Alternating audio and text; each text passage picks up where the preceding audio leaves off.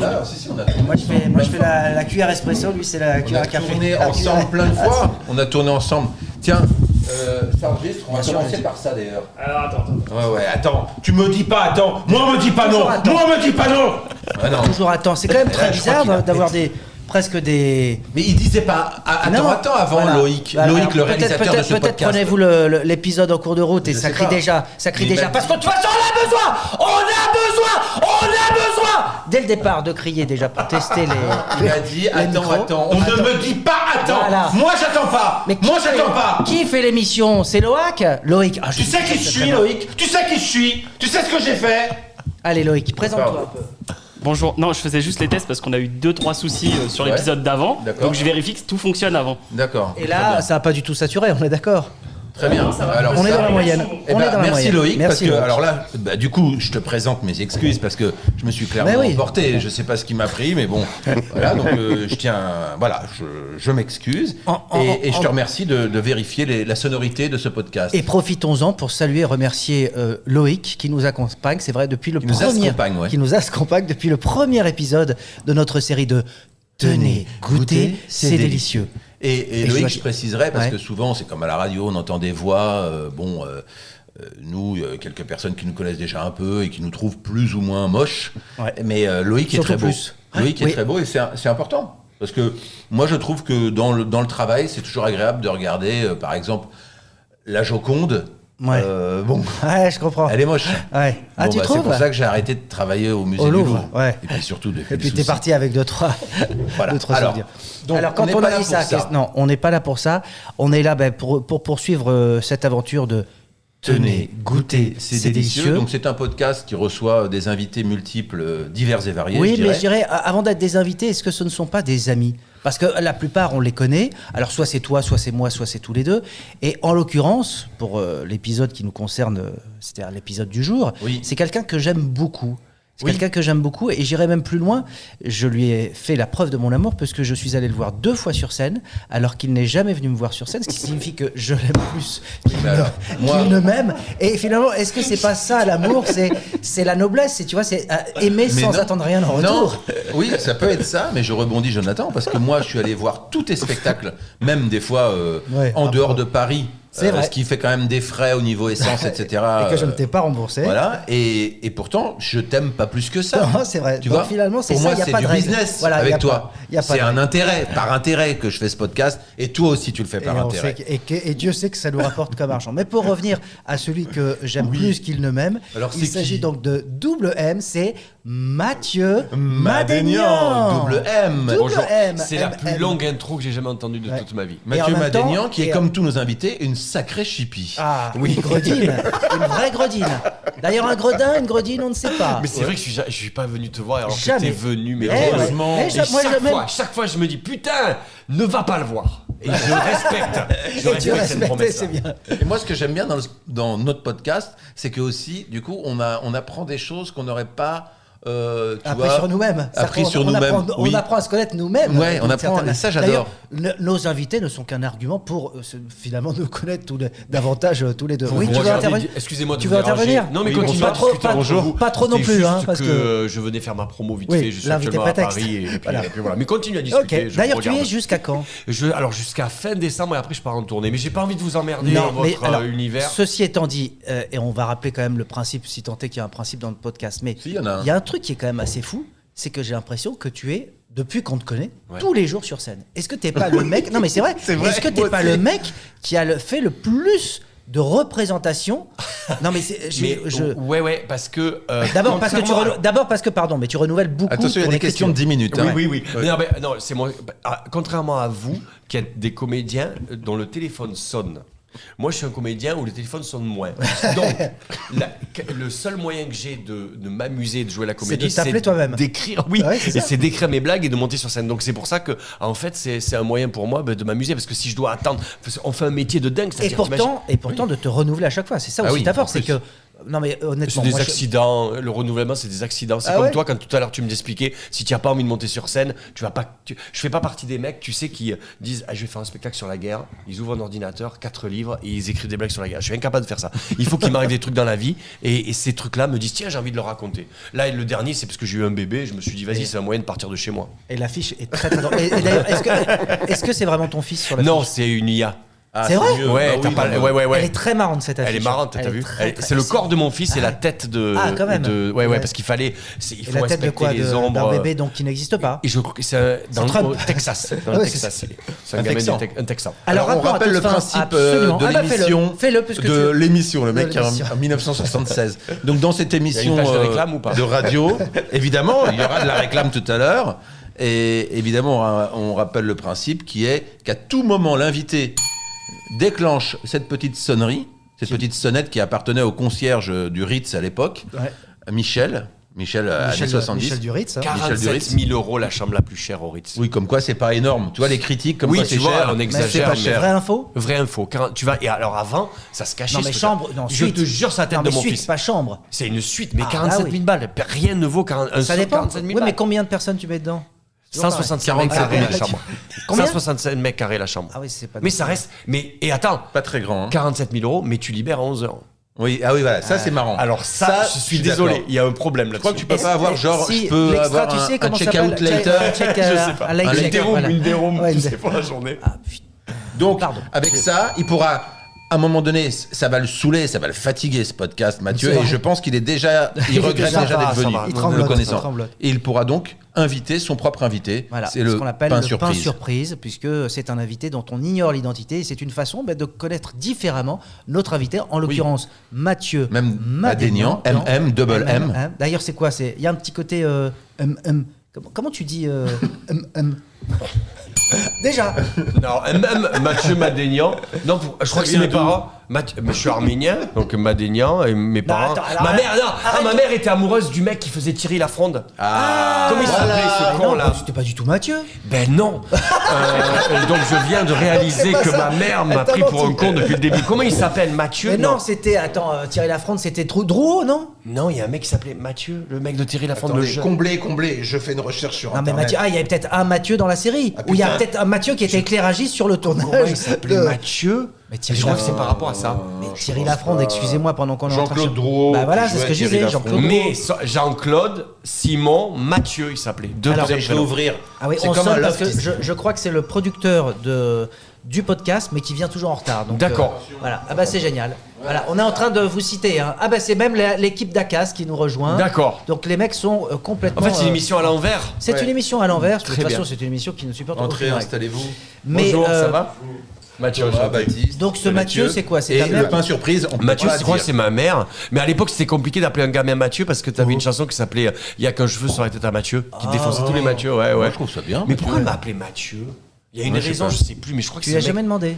Mais peut-être qu'elle avait vu Mad Max, peut-être. Madénian, Mad Max. Non, Mathieu Chédid, elle adorait Mathieu Chédid. Ah bah voilà, tu fais bien. Voilà. Ouais. Mais alors d'où viens-tu, Mathieu Madénian? Comment t'es arrivé là-dedans? Est-ce que depuis tout petit, Mathieu, tu voulais faire ça? Moi, déjà, je fais une petite parenthèse parce que tu as amorcé le côté je suis arménien, mais t'es totalement français. Arrête de nous.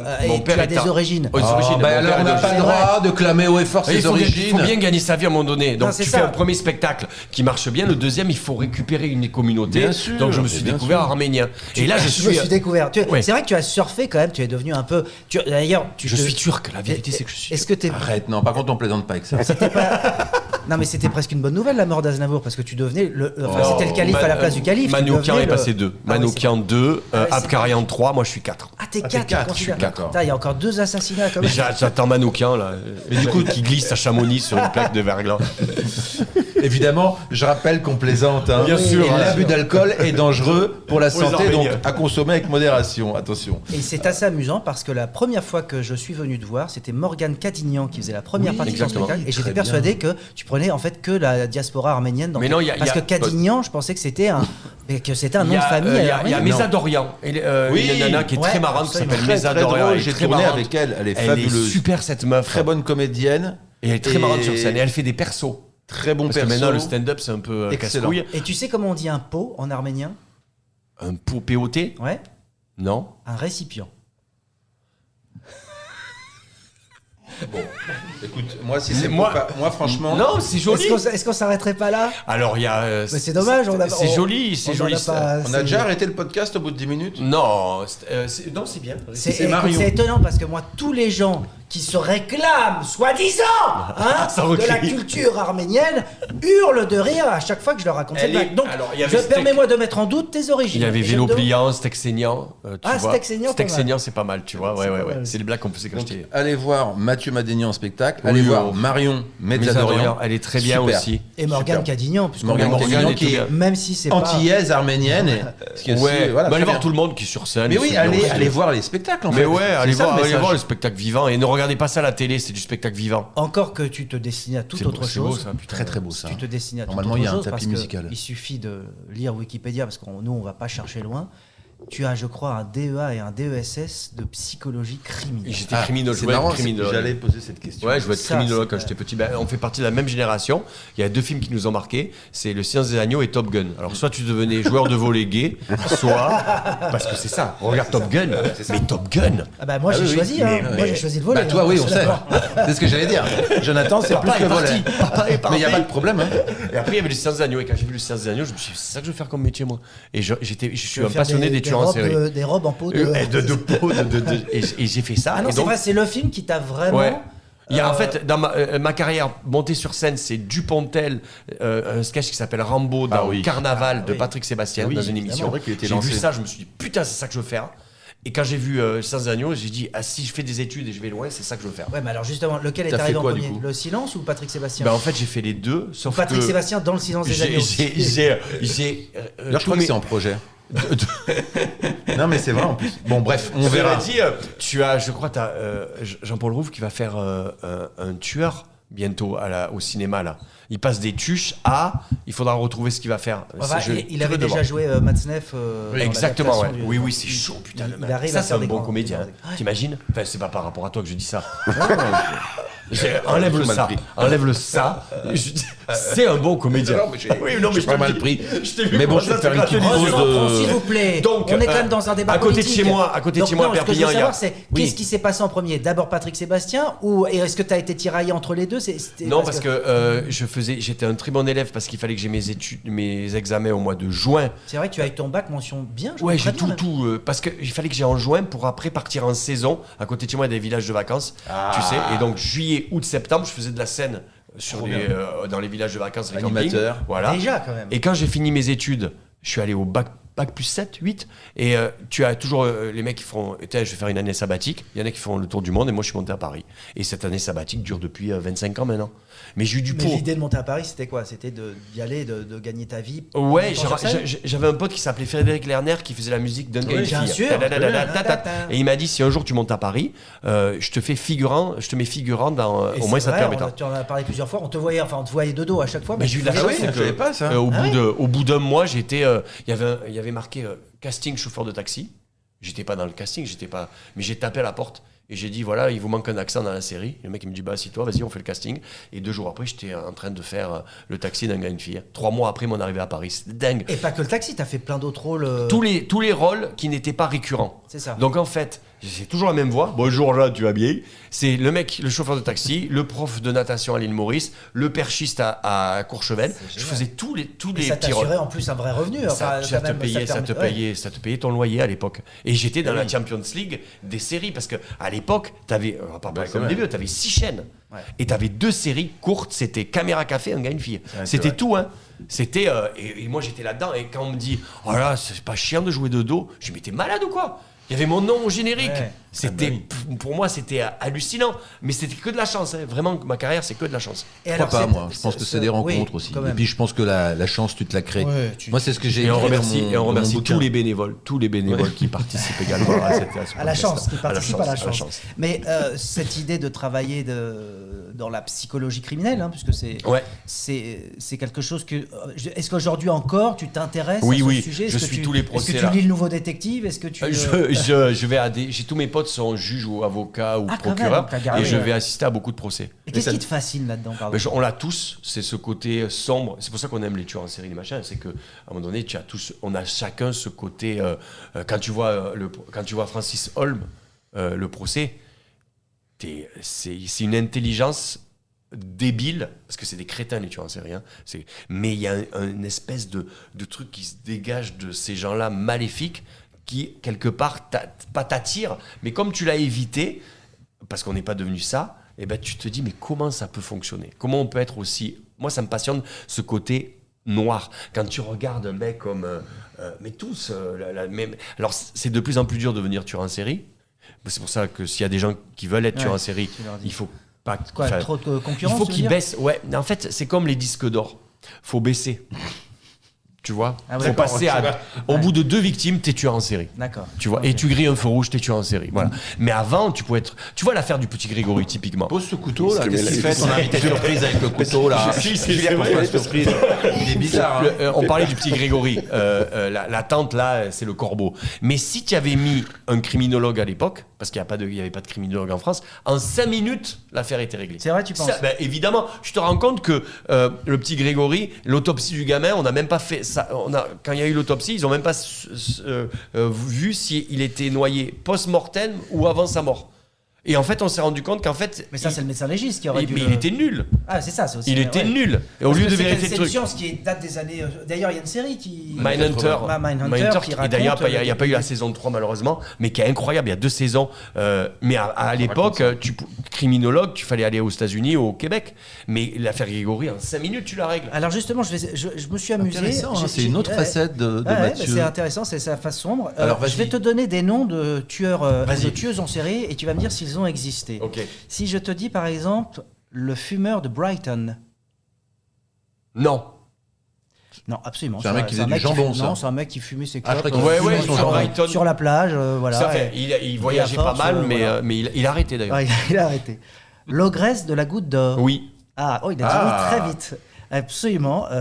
Aka Jeanne Weber, qui au 19e siècle, enfin jusqu'en 1918, qui a étranglé 10 enfants, dont les siens. Ouais. Dis donc, c'est charmant. L'infirmière de Minneapolis. Oui. Non, c'est le titre d'un film de cul. Ah ouais? Ouais. Tu l'as vu visiblement, parce que t'as répondu oui très vite. Très bon souvenir. L'éventreur du Sud-Est. Non. Si. Du Sud-Est d'où? Du Sud-Est de la France, en l'occurrence, parce que 10 ans après Jack l'Éventreur, Joseph Vacher tue des bergers et bergères en Savoie, dans la Drôme, jusqu'en Ardèche, où il sera arrêté. Mais tu me sors de quelle année? Il est arrêté en 1897. Ah oui, d'accord. Excuse-moi. Mais à l'époque, tu pouvais tuer... c'est horrible. Oui, on continue quand même, ça fait froid dans le dos. Allez, le charcutier de Villers-sur-Mer. Oh merde, non, je crois pas. Non, c'est mon charcutier en l'occurrence. Il est bien. Blavette, il fait un super. Il fait des palons. Et une terrine de lapin, non? C'est pas lui? Non, c'est pas lui. Le cannibale de Milwaukee. Oui. Oui. Connu aussi sous le nom de Jeffrey Dahmer. Qui a été chopé juste parce qu'il y a une panne d'électricité. Et toi, le frigo? Il se barre. En fait, t'as vu, ça réveille un truc quand même. Non, mais ça ils sont arrêtés que pour des conneries. Disaient, il faut qu'ils tuent de plus en plus pour qu'on les arrête, parce que c'est des mecs qui ont des logiques un peu bizarres et ils font une erreur. Et lui, il tuait des gays. Et le problème, c'est que ça commençait à se savoir. Oui, dans la communauté gay, tout le monde avait peur. Il a été obligé d'étendre son machin. Sauf qu'il est parti un peu loin, 2-3 jours. Sauf qu'il mettait des cadavres dans son frigo, il y a une panne d'électricité, les voisins disent putain ça pue chez lui. Les flics sont rentrés, ils ont vu ça. Et ils l'ont attendu. Et pour finir, le vanneur de Perpignan. C'est un tueur en série. C'est Mathieu Madénia.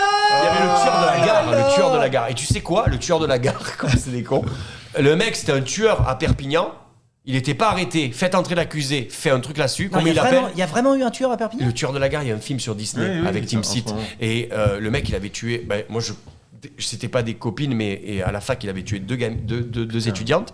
Et en fait, faites entrer l'accusé. Ils font un fait entrer l'accusé. Ils appellent ça le tueur de la gare. Sauf que lui, il voit ça. Il se dit, je vais arrêter de tuer autour de la gare. Parce que, en fait, c'était pendant qu'il était en activité. Exactement. Et donc, l'émission a été attaquée pour ça. Parce qu'ils ont donné des informations au tueur. Je pensais que c'était lui qui a attaqué en disant, vous ne respectez pas. Ouais, putain, merde.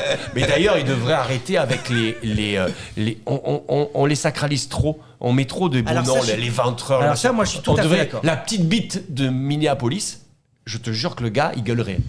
Il appellerait et il dit écoutez, maintenant vous arrêtez. D'accord. Vous êtes où? Moi, je suis l'éventreur. D'accord. Une cabine téléphonique. Mais non, mais ceci étant, ça ramène à ce que tu disais, c'est-à-dire qu'il y a une fascination morbide qu'on a tous pour ça. Et moi, tu sais, j'avais fait un spectacle que tu n'as pas vu. Oui, que j'ai pas vu, le dictateur. Sur les dictateurs. Je l'ai vu, moi. Et je m'étais renseigné. Et en fait, toutes les émissions de télé qui passent, les cartons d'audience, c'est les dictateurs et les tueurs en série. C'est deux trucs qui fascinent en vérité toute l'humanité, puisque ce sont en fait, c'est la part du monstre qu'on a tous plus ou moins en nous et qui se révèle à travers ces gens qui sont là, il y a des gens, il n'y a pas longtemps, j'ai vu ont... un truc à la télé, pareil, ils étaient interviewés le matin, et on est venu hier, dans la nuit, là, on se lève à 4h du matin pour avoir de la place pour aller voir le procès. Ouais. Moi, je ne sais pas si c'est de la fascination, ok. Mais là, il y a autre chose. Moi, ça me fait peur, les gens qui disent ça. Moi, quand je faisais mes études de droit, tu avais des gens, ils campaient, mais leur passion, c'était. T'avais surtout les personnes âgées. Tu as les personnes âgées, quand il n'y a pas de casino, tu sais, ils vont jouer. Et ben, ils se disent, tiens, on va aller voir des procès. Et c'est des spécialistes. Hein. Ah oui. C'est des spécialistes. Mais tu sais, et après, on change de sujet parce que c'est un peu. Ça révèle un truc sur notre société, c'est quand même que c'est un truc. Nous, on regarde ça en tant que mec. Mâle, cisgenre, machin, comme putain, c'est passionnant. Mais regarde les cibles des tueurs en série, c'est soit des femmes, soit des gays. Et ça raconte un truc sur la société. Ben, t'as jamais un mec qui tue. C'est toujours des prostituées, toujours des cibles dont les flics vont s'en foutre. C'est pour ça, en fait, que ça marche. Regarde, Jeffrey Dahmer, c'est des gays. La plupart, regarde les trucs. Jack l'Éventreur, c'était des prostituées, je crois. C'était des prostituées, ouais. Et même les derniers qui ont été découverts aux États-Unis 30 ans après, que ce soit Gacy, il a ramené des jeunes gays, il les foutait sous ses fondations de la maison. C'est lui qui a inspiré ça. Ah ouais, John C. Gacy, c'est un tueur, mais dégueulasse. Et t'as une photo sur Internet. Est-ce que tu peux nous la voir au lieu de traîner sur les films de... Voilà. Gacy, et en fait, la photo, il est en clown. Et il allait animer des trucs pour enfants. Ah là là. Et c'est ça, Stephen King qui a dit putain, mais on va faire un truc sur le clown. Et c'est là où McDo a dit on arrête avec le clown. Exactement. Non, parce que c'est vrai, il faut tout a le été dire. lié, mais t'as tout à fait raison. Ils ont arrêté de véhiculer, enfin de communiquer. Regardez la photo. J'ai trop peur depuis. Ah, mais regarde, lui c'est lui, et maintenant tape clown. Ouais, enfin tu rajoutes un héros, et puis voilà. Mais il est effrayant, et t'as des gamins autour qui courent. Et t'as envie d'en faire un spectacle de tout ça? Il y avait un moyen. J'ai pas rigolé. Non, mais une c'est fois, vrai, ouais, c'est vrai. Est-ce que tu y as pas pensé un jour? J'y ai pensé, mais marrant, c'est quand même. Mathieu Madénian ne vous fait pas rire cette fois. Ouais, c'est ça, ouais. Pain surprise. Pain surprise. Pain surprise, Mathieu Madénian, faites entrer votre pain surprise. Je vous présente Stéphane Pitré, un des plus grands restaurateurs de Paris, on peut dire ça, chef étoilé. Attends, bon, vas-y, on y va, putain. Et c'est un gars que j'ai rencontré qui partage ma vie. On se voit pas tous les jours, mais dès que je dois manger quelque part avec des gens qui comptent pour moi, je vais chez lui. Et c'est quelqu'un que j'ai rencontré, il faisait... Alors, tu sais, excuse-moi, mais d'habitude, c'est nous qui essayons de trouver l'invité. Donc, mais justement, ça change. Qu'est-ce que t'as contre le changement? C'est bien, je suis tout à fait d'accord. C'est vrai. mon côté un peu bourgeois. Non, j'en ai marre, on change. J'en ai marre de la routine que tu m'imposes, Jonathan. Je suis d'accord. Toujours la même chose. J'ai rencontré chez Bafi. Bafi faisait l'émission, tu sais. Oui, tout à fait. Voilà, et il était cuisinier chez Bafi. Quand j'ai fait l'émission, on a sympathisé depuis, voilà. Et c'est un très bon cuisinier. Quand il faisait ses dîners, Bafi. Exactement. Bien sûr. Exactement. Et c'est toi qui officie donc en cuisine. D'accord. Magnifique. Et alors Théo, Steph, Théo sur Paname, raconte-nous un peu. Moi, je suis rue de la Victoire. Rue de la Victoire, donc j'ai deux restaurants. Dans le premier arrondissement ou dans le 9e rue de la Victoire? Dans le 9e, c'est ça. Absolument. Dans le 9e. Donc j'ai deux restaurants. Donc un restaurant gastronomique qui est le Louis. Donc c'est le premier que j'ai ouvert. Et le second qui est le Cellier. Et alors le Louis, est-ce qu'il y a une raison pour laquelle ça s'appelle le Louis?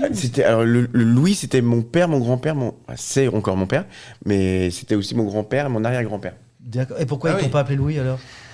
Parce qu'ils savaient que tu allais appeler le restaurant parce le Louis. Parce qu'avant ça se faisait d'appeler son fils par le prénom, mais aujourd'hui administrativement c'est impossible. Donc le restaurant existe depuis toujours. On recevait encore des courriers à l'époque. Ah oui. Et les filles elles envoyaient pas des textos, donc les lettres aussi. C'était quel Louis quoi. Ton père il disait putain 82 ans j'ai la cote. Hein. Donc le Louis, c'est le restaurant gastro? Le Louis, c'est le restaurant gastro. Et le Cellier, c'est parce que tout ce petit monde-là, je suis breton. Et on avait... et la cave du village, c'était le Cellier. On allait boire du cidre au tonneau et tout ça. Donc j'ai refait un petit peu... Voilà, j'ai racheté la rue de la Victoire avec la grande synagogue. On a fait d'ailleurs dans la synagogue le Cellier. C'est pas mal ça. Et voilà, donc oui, mais le cellier, après, c'est un peu l'identité aussi que Mathieu se retrouve beaucoup dans cet endroit, puisque c'est convivialité, c'est... Toi, tu fais partie de la catégorie des bons vivants, je crois, Mathieu. Hein. Oh là là. On fait partie On vit de dans cette un monde un catégorie. peu bizarre où quand t'es en France, tu dis j'aime le vin rouge et le saucisson. On te dit ah ouais. Tu vois ou pas? Toi aussi tu es. Non mais rien. J'aime le vin rouge et le saucisson. Et moi j'adore bien manger, j'adore bien boire. C'est un truc de famille? Ouais. J'ai un père qui est bon vivant, une mère qui est bon. Et puis c'est un métier. T'as pas su le dire qui est bonne vivante. Bonne vivante. Ouais, c'est vrai. Et puis vivante. l'avantage de faire notre taf, c'est que on mange bien. T'es pas d'accord que le kiff quand même, Là, c'est sort de scène. regarde, il est 11h, on sent des choses, on a vu des bouteilles. Parce qu'on connaît notre spectacle. Ouais. Alors bien sûr l'amour du public, blablabla.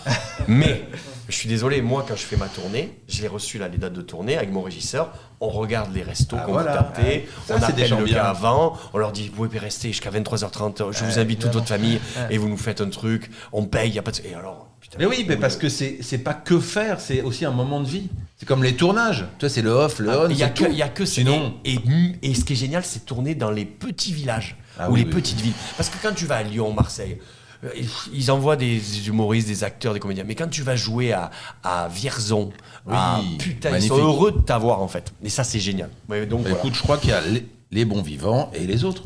Nous, on fait partie des bons vivants. Oui, il y a c'est des tout. gens vraiment qui vont courir. Il y a même. Non, mais tu peux courir et être bon vivant. Moi, si, je Tu ferais t'assure. pas ta tournée avec Baptiste Le Caplin donc? Il va courir. Alors, moi, j'ai une... Baptiste, Si, c'est un bon vivant. Non, bien non. sûr, mais c'est un honneur de fou. Moi, on va à Uzès. Il le sait en plus. Hein. On va à Uzès, le festival de Yann Guillarme, qui s'appelle. En fait, c'est autour de la bouffe et du vin. Autour de la bouffe et du vin. C'est pour ça qu'on va là-bas. On arrive et je sais que on arrive à 17h et le patron du palace où on est reçu, parce que c'est Uzès, machin, tout, il nous dit dégustation de vin et il est allé courir. Ah non, oui, d'accord. Ah non, alors là, c'est pas bien. Il ouvre des quilles, le gars. Et donc, il est allé courir. Et le pire, c'est lui qui a raison, peut-être. Mais moi, il m'a culpabilisé, ce con. Non, moi, J'ai je suis regardé partisan arriver transpirant, j'ai dit, putain de merde. Moi, j'étais là, tu sais, l'euro que t'as. Hein, tu vois, l'euro, quand tu. J'étais comme ça dans la douche. Je me suis dit, putain, pourquoi je fais. Et pourtant, t'as une très bonne ligne. hein. Je m'habille C'est large. Non, mais moi, je pense que c'est pas incompatible. Après, il y a des gens, ils vont juste manger pour se nourrir. Tu vois? Ils vont pas apprécier, ils prennent pas le temps. Alors, Parce que avec l'âge, on ralentit un peu. oui, voilà, il faut savoir Tu faire des commences un petit pauses. peu à faire je les- crois. Parce que, par exemple, l'alcool fort, maintenant, j'ai arrêté. Ah oui, ça Je fait tiens plus. longtemps que j'ai arrêté. Je suis là-dedans.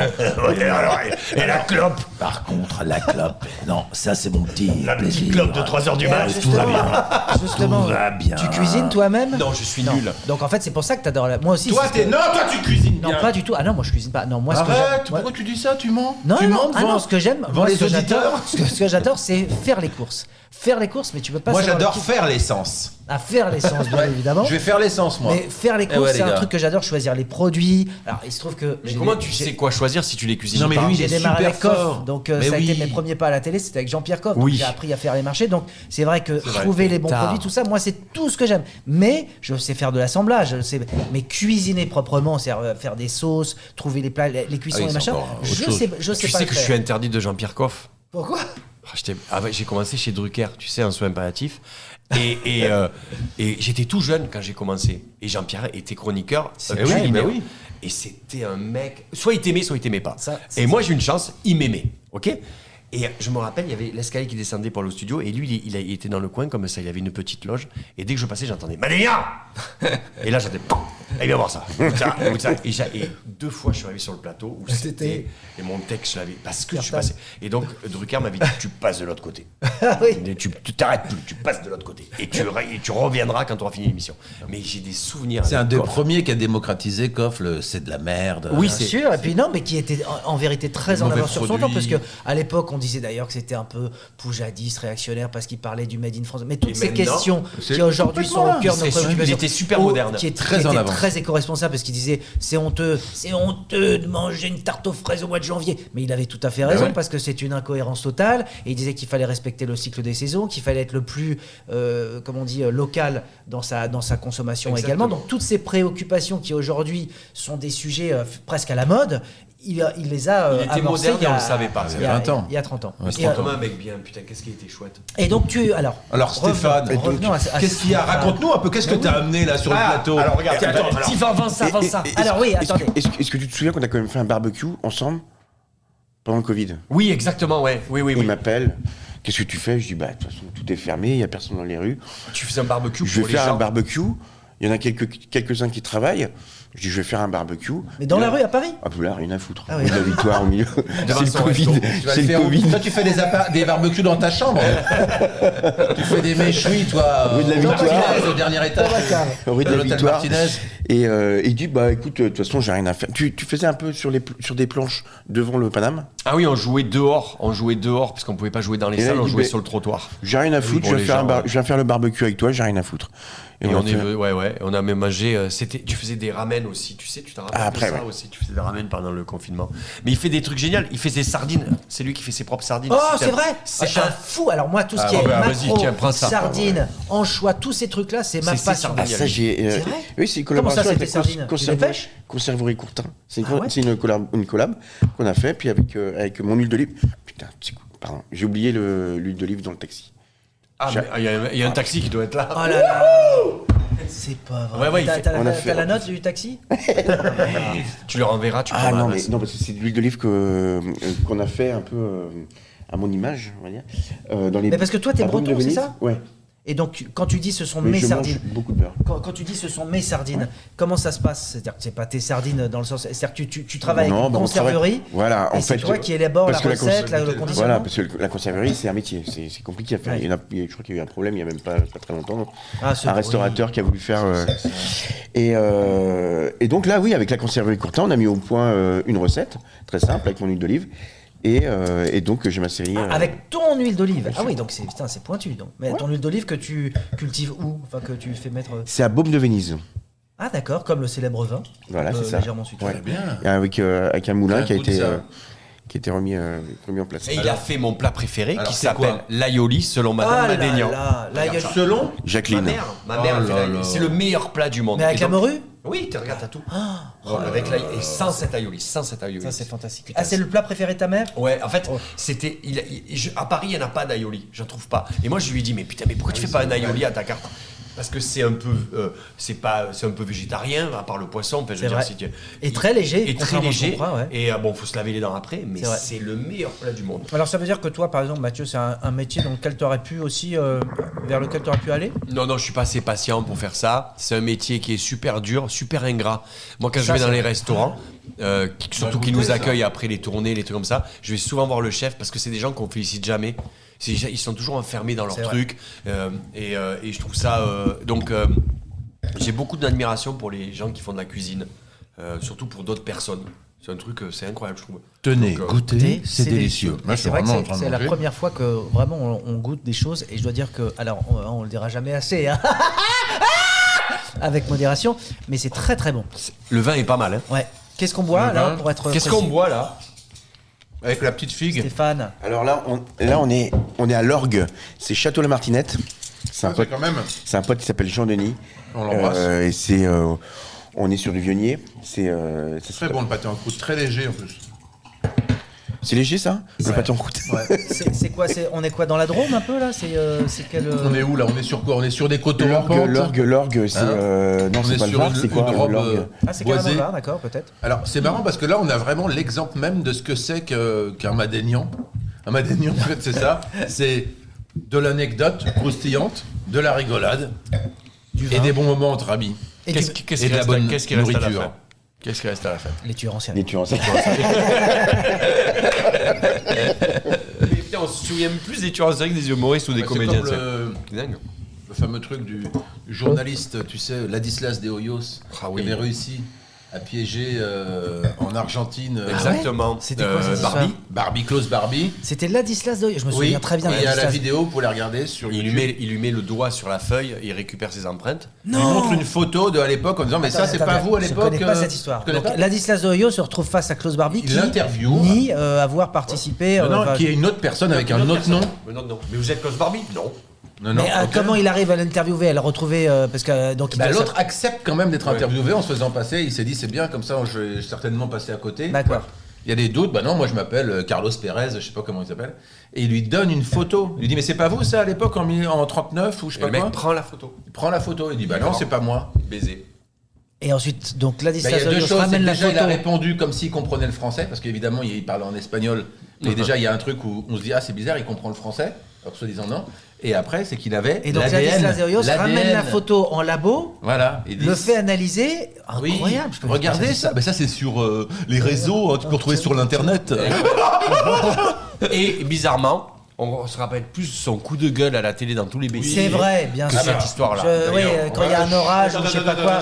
Dis donc, tu veux que je t'éclaire avec mon cul, c'est ça? C'est mon but. Et alors que ce mec, c'est un génie d'avoir fait ce truc-là. Ah, ça, je dois dire, c'est. Vous savez pas. On n'est même plus dans le journalisme, là, on est dans le. C'est de l'enquête, quoi. C'est vraiment. C'est fou d'avoir fait ça. Tu vois, en 72, le journaliste Ladislas de Hoyos. Ça fait marque de il lui cigare, demande s'il d'ailleurs. était à la Gestapo. Il dit non, j'ai jamais été. Et en fait, il l'a piégé comme ça, tu vois. Incroyable. Eh oui, merci. Incroyable. Merci Ladislas. Il a été extradé. Et alors, donc Stéphane, on s'est connu parce que tu as un parcours, toi, évidemment, d'ailleurs, un peu, c'est le parcours obligatoire de chaque chef. On démarre toujours par le petit. C'est-à-dire que tu as démarré quoi, à la plonge? Comment ça se passe quand on est un grand chef aujourd'hui étoilé? J'étais en Bretagne, je me souviens, à l'époque, je demande de l'argent de poche à mon père, il me dit, attends, à l'époque, il fallait travailler pour avoir de l'argent. Ouais. Non, donc il m'a envoyé voir un petit peu comment ça se passait dans les restaurants comme plongeur. Sauf qu'après, je voulais plus en partir. Je voulais plus en sortir de la plonge. Enfin, de l'ambiance du restaurant. De l'ambiance, parce que je dis, ouais, c'est pas De forcément. l'ambiance du restaurant, t'imagines. Enfin, nous, on n'avait pas spécialement l'occasion d'aller régulièrement dans les restaurants gastronomiques, grands restaurants étoilés, contrairement à vous que je me souviens avoir rencontré dans les plus grandes maisons parisiennes où j'ai travaillé. Vous connaissez un peu? Ils se connaissent les deux cons là. J'allais avec Koff, voilà, on s'est rencontrés. Ah oui, parce qu'il y avait Évancia qui était Madame Truc alors à l'époque. Absolument. C'est ça? Bah ouais, Ah ouais, absolument. c'est ça. Et donc, c'est comme ça que je suis tombé passionné de ce métier. Parce que non, on a ouvert la parenthèse pour en finir. Donc Alain Sandrins et Évancia Sandrins qui dirigeaient le restaurant Lucas Carton, qui était à 3 étoiles très renommé de Paris, dans lequel Stéphane travaillait, étaient des amis de Jean-Pierre Coff. Et Évancia Sandrins, voilà, qui sont des gens qui ont beaucoup compté pour moi, jouait un peu avait une chronique, c'était un peu Madame Truc dans l'émission de Jean-Pierre Coff, où elle donnait des petits trucs pour la maison, voilà, des petits Et tous les jeudis soirs, il y avait une soirée échangiste où justement Et donc on s'est connus, c'est vrai, à l'époque, puisque toi tu travaillais là-bas. Mais ce que je disais, c'est que le parcours des chefs à chaque fois, c'est un parcours qui, voilà, c'est l'abnégation poussée au maximum, parce que c'est toujours très très compliqué comme parcours. Oui, parce que mais après c'est des métiers, faut être passionné. Hein, c'est pas. Je me suis jamais posé la question combien d'heures j'avais fait pour travailler. Dans les maisons, mais par contre. Et donc, tu es en Bretagne, tu démarres à la plonge, et d'ailleurs, comment ça se passe? C'est un petit troquet dans ton village? Non, c'était un restaurant bourgeois, cuisine traditionnelle bourgeoise. Parfait pour faire un apprentissage, parce qu'on apprend bien les bases. Donc, j'ai fait mon apprentissage là. Donc, tu as quel âge? 15 ans? 16 ans? Maintenant, non, j'ai un peu plus. Oui, j'avais 16 ans, j'ai fait mon apprentissage. Ensuite, on allait encore à l'armée à l'époque. Et donc après j'ai fait mon armée. Ensuite, alors moi quand t'as beaucoup de copains et que tu rentres dans la gastronomie, il vaut mieux essayer de sortir du village, parce que sinon t'es pas le matin à l'heure, tu travailles le week-end, on fait beaucoup d'heures. Donc je suis parti en Angleterre et j'ai vite monté. J'étais le petit breton qui débarquait dans une ville. Je voulais pas aller à Paris, c'est trop grand. Donc j'ai été à Londres, puisque ça fait 4 fois plus grand que Paris. Et je me suis même aperçu en arrivant là-bas, quand je suis arrivé à Leicester Square, qu'il parlait anglais. Et donc, non, après ça a été très vite là-bas. Je suis monté, et donc j'étais repéré par le Ritz de Londres. Donc. Et en tant que quoi? Repéré en tant que quoi? Mais de Paris, aux jumelles, t'as été repéré aux jumelles. De Paris, ils ont dit, oh putain, c'est le mec à Londres. La restauration, les chefs, c'est rare. Bah c'est rare. Un petit milieu. Hein. Donc on a les CV qui circulent. Et puis là, c'est un chef breton qui venait de reprendre le Ritz de Londres, qui voulait faire une brigade avec des Français. Pris de la suite au Ritz de Londres? Je me suis pas renseigné. Mais c'est marrant, ils appellent ça des brigades. Oui, des brigades. Vrai. C'est marrant. C'est des bacs. C'est des bacs de la nourriture. Exactement. Oui, c'est ça. Et voilà. Et d'ailleurs, où là j'ai fait la reine d'Angleterre, j'ai découpé un agneau dans la Allez. Voilà. Je suis devenu ami. Attends, tu dis. Mais c'est ça qui est marrant, c'est qu'il le dit comme ça. Ah ouais, mais c'est quoi? Moi, je veux pas en savoir plus. Garde tes secrets, à quelle Stéphane. occasion? Et là, il y avait Garde ton jardin secret. c'était rigolo parce qu'il y avait encore le fameux goûteur. Donc c'est vrai. Le goûteur de la reine. Ah bah bien sûr. Donc là, c'était Mutton Renaissance. Ah bah non, ne le raconte pas puisque visiblement ça ne l'intéresse pas. Ah, et tout d'un coup, le goûteur, alors là, ça éveille ta curiosité, hein. C'est vraiment 2 poids 2 mesures, un pas en avant, 2 pas en arrière, on sait pas ce qu'on veut. C'est impossible de travailler avec vous, monsieur. Impossible. On est sur de la terre meuble, je ne sais pas où ça va. Alors. La terre meuble. Magnifique. Donc, je suis à la fois spectateur. C'est incroyable parce qu'en plus c'était pour le Mutton Renaissance. Donc en fait ils ont plein de fermes et puis ils ramènent tous et puis ils invitent des gens qui ont un peu du peuple comme tous les cousins et cousines de la reine. D'accord. Et donc on se retrouve à 4 chefs. Il y avait 4 coins où chacun avait un agneau qu'on découpait en salles. Donc c'est genre le Mais on concours du attend la meilleur reine. agneau. Comment? C'est le concours du meilleur agneau. Elle va goûter les 4, c'est ça? Non, c'était leur pas, mais il fallait. Attention, on fallait va pas couper découper, en fait. Stéphane. C'est vrai. Et donc, et la reine, faut qu'elle mange la première. Donc, tu attends à peu près 15 minutes quand le premier mec, le goûteur, a goûté l'agneau. Mais Et le pour goûteur. savoir s'il a un problème. Donc, il attend, il Faut mange. attendre 15 Mais minutes. oui, c'est quoi sa fonction? C'est de savoir Tout le monde si le c'est regarde. bon, pas bon, si c'est Au bout de 15 empoisonné. minutes, s'il n'est pas tombé, on c'est commence ça, à servir voilà. tout le monde. Ah, il y a un blague. temps, 15 minutes. Il y a. Oui. C'est pas une blague. Non, c'est pas une blague. D'accord. Moi, j'avais connu le goûteur de Cléopâtre comme ça, qui m'avait raconté la même anecdote. À l'époque, c'était 20 minutes. Et donc, j'imagine qu'avec les. Non, mais- du Nil. Alors, est-ce qu'il faut un test? Est-ce qu'il y a un médecin qui fait un test? Ou je sais pas. Enfin, moi, je sais que. Moi, j'étais à l'autre bout. Je regardais. Je dis, on attend qu'il tombe. Enfin, c'était assez. Ça faisait D'ailleurs, il y a flipper un mec peu. qui a fait ça en Inde, dans le Gange. Il s'est filmé, il a dit vous allez, vous pouvez la boire. Oui. Il est mort 3 jours après. 3 jours après. C'est pas drôle, hein. Ouais. Non. Et donc, du coup, le goûteur, 15 minutes. Et là. Ouais, c'est ça à peu près. Et puis après, Donc elle a dès jamais qu'il- La reine. dès qu'il valide, alors, moi je voyais mal, mais les gars à côté ils racontaient. Oui, il fait un signe de la tête comme ça. Ouais, c'est bon. Elle l'a Et goûté. puis après on y va. On peut servir tout le monde. Et à son visage, elle avait l'air d'apprécier. Oui, parce qu'elle a encore vécu longtemps après, donc elle apprécie bien sûr. Est-ce que tu l'as mis sur la vitrine de ton restaurant goûté approuvé par la reine d'Angleterre? Ah non, Comme, c'est vrai. comme les restos que t'as oui, ils ont à toujours côté des du photos. bordel. T'as toujours Enrico Oui, Macias. c'est vrai. Il y a toujours Enrico Macias dans tous les restos. Ouais, et t'as tu- toujours Drucker aussi. Ah oui, t'as Drucker et t'as des photos jaunies. Tu fais qu'est-ce que c'est que ce truc? Mais je savais pas que t'avais. Si, D'accord, si. ok. Oh, il y a les Margaret Thatcher. Oui, Pareil. mais goûter, je pense, c'est Ah ouais. dingue. Thatcher, C'est moi fou, je connaissais que par la chanson de Maggie, de Renaud, Miss bien Maggie. sûr, ouais. Miss Maggie, alors j'arrive là-bas, Margaret Thatcher, tous les mercredis, elle venait avec son mari prendre une sole grillée. Et ce jour-là, c'est moi qui suis en charge, j'étais sous-chef, il y avait comme une brigade de 50 cuisiniers, et c'est un Italien qui l'envoie, il faut voir la sole. Et renvoie la sole, je veux voir le chef. Le chef pas là. Donc, sous-chef, tac, je suis accompagné, directeur, on m'accompagne en salle, j'arrive devant Margaret. Alors il y avait son mari qui était. Tu lui as pas dit, qui était. Alors donc du coup et puis dès qu'elle a entendu mon accent, elle parlait très bien français. Elle a commencé à parler de. Et bizarrement, moi je pensais, on va attaquer sur la guerre des Malouines, quelque chose comme ça, tu vois. et non, pas du tout. Alors, dire que c'était une femme charmante, c'est compliqué parce que c'est comme Margaret Thatcher. Mais on n'a jamais parlé politique ou quoi que ce soit. Et c'est juste que c'est une dame qui, à mon avis, se faisait chier. Et là, elle avait trouvé quelqu'un avec qui parler de la France, un pays qu'elle adore et qui connaît très bien ses régions. Et donc, tout le mercredi, je devais lui monter sa sole. Mais alors, Il fallait que ce soit le Frenchie qui lui monte. ça c'est drôle, mais tu lui as pas dit, par contre, que la sole grillée, soit c'est au feu de bois à la Calypso à Carnac, je vous recommande d'aller dans ce restaurant, voilà, tout est au feu de bois, les poissons, soit c'est la sole meunière. Enfin, la Stéphane, là, fallait réagir. Alors, il y avait Stéphane, les deux, il y avait la sole grillée et la sole meunière. Donc là, en l'occurrence, c'était la Dover sole qui prenait à le griller. Et le truc, c'est que là, Tu voyais on ta se fait- chair toutes les semaines. Mais tous les mercredis. Mais là, on l'envoie entière parce qu'elle est découpée par le. Elle est en découpée en salle. salle. Ouais. Donc Mais si elle dis-moi, est est-ce si elle qu'il est y pas avait cuite à l'arrêt, est-ce que t'es. il y Ah bah a- voilà. Parce que peut-être que tu n'avais pas compris que sous-jacent, il y avait quand même une histoire, un petit filon love entre elle et toi. Enfin, en tout Peut-être. cas pour elle. En tout cas, En tout cas, quoi, t'aurais pas dit non. Dans tous les cas, c'était plus. C'est vrai que le pauvre mari qui était en face. Ouais. Il était. Mais est-ce que tu as identifié la vraie faute de cuisine Oui, sur parce la qu'elle cuisson t'a appelé en la vrai? première fois. Ah bah oui, à partir du moment que ça restait collé à l'arête, et de toute façon c'était pas cuit. Bon, c'est bah sûr. voilà. Non, mais c'est parce que les futurs chefs qui nous écoutent, voilà, c'est important. Mais à l'époque, on faisait encore du découpage en salle. Mais est-ce que maintenant dans ton Qu'aujourd'hui, taf, ça peut plus arriver. Est-ce que maintenant ton taf, c'est honnêtement c'est compliqué, non? En termes de... Est-ce que c'est... On va parler de ça, vraiment? Non, par contre, est-ce qu'il y a une évolution incroyable au niveau des fours aujourd'hui? Non, mais sans déconner. Des fours à pizza. Attends, qu'est-ce que tu fais, Loïc? T'es en train de me filmer? C'est un podcast audio. Je refuse d'être filmé. Je suis filmé toute la journée. Donc c'est bon.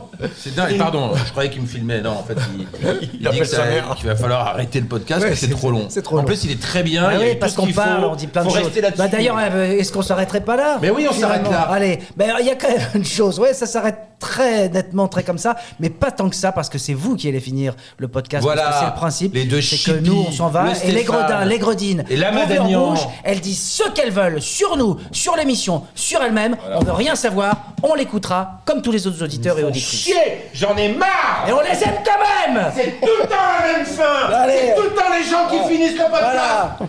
Voilà. Là, on est tous les deux. Et Voilà. Ça va, on s'en va. On a bu 4 bouteilles. C'est 4 heures qu'on fait le podcast. Ah merde. En fait, c'est chiant d'avoir des mecs qui ont du talent. Ils sont vraiment partis, là? Ouais, mais tu vois, c'est ça dans le taf, en fait, ce qui est relou. Moi, j'aime bien les gens qui savent faire des trucs que je sais pas faire. Et ces deux mecs-là, tu les vois, gueuler comme ça, partir, machin. C'est un truc, je te jure, c'est du talent. Et c'est un truc, je suis un peu jaloux de ces enfoirés. Ah bon? Ouais. Vraiment, hein, je te jure. Je gagne mieux ma vie. Mais puis l'autre, il fait une série où il parle à des animaux, t'imagines? Ça veut dire que c'est la fin de sa carrière. Et puis l'autre, t'as vu la tête qu'il a? Honnêtement, il dit qu'il a pas de projet. Il a pas de projet. Tu te retrouves avec deux chômeurs comme nous, en train de manger de l'aïoli, c'est que leur vie, elle est foutue. Mais ça me fait de la peine, parce qu'à un moment donné, ils étaient en haut. Et si les gens savaient à quel point ils étaient bons, je te jure que ça marcherait pour eux. C'est le problème de ces types-là. Donc là, on passe à ta... Ce soir, tu joues? Ce soir, je joue pas. Je joue du jeudi au samedi, moi. Jeudi au samedi, après je pars en tournée. Mais j'ai pas besoin de faire de la promo, c'est complet. On va partir là-dessus. Bisous tout le monde.